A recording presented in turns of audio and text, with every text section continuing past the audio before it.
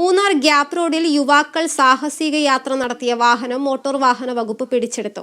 Tamil Nadu registration വാഹനമാണ് motor വാഹന വകുപ്പ് പിടിച്ചെടുത്ത് മൂന്നാർ പോലീസിന് കൈമാറിയത്. യുവാക്കൾക്കെതിരെ കേസ് രജിസ്റ്റർ ചെയ്തു. ഇന്നു രാവിലെയായിരുന്നു മൂന്നാർ ഗ്യാപ് റോഡിൽ കാറിൽ സാഹസിക യാത്ര നടത്തിയ യുവാക്കളുടെ ദൃശ്യം പുറത്തു വന്നത്.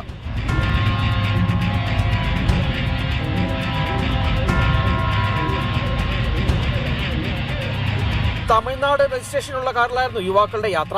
ശരീരം കാറിന്റെ ജനാലകൾ വഴി പുറത്തിട്ടായിരുന്നു യുവാക്കളുടെ അഭ്യാസ പ്രകടനം. ഇതിന്റെ ദൃശ്യങ്ങൾ പുറത്തു വന്നതോടെയാണ് മോട്ടോർ വാഹന വകുപ്പിന്റെ നടപടിയുണ്ടായിട്ടുള്ളത്. തമിഴ്നാട്ടിലേക്ക് പോകുകയായിരുന്ന വാഹനം മോട്ടോർ വാഹന വകുപ്പ് പിടിച്ചെടുത്തു. പിടിച്ചെടുത്ത വാഹനം മൂന്നാർ പോലീസിന് കൈമാറി. യുവാക്കൾക്കെതിരെ കേസ് രജിസ്റ്റർ ചെയ്തു. തിങ്കളാഴ്ച മോട്ടോർ വാഹന വകുപ്പിന്റെ ഇടുക്കി ഓഫീസിലെത്താൻ നിർദ്ദേശം നൽകിയതായാണ് വിവരം. Kerala vision news, Idukki. Alappuzha medical കോളേജിൽ അടിസ്ഥാന സൗകര്യം ഉറപ്പുവരുത്തണമെന്ന് KC വേണുഗോപാൽ. മരുന്ന് പ്രതിസന്ധിയിൽ ഉടൻ നടപടി സ്വീകരിക്കണമെന്നും ഡോക്ടർമാരുടെ അഭാവം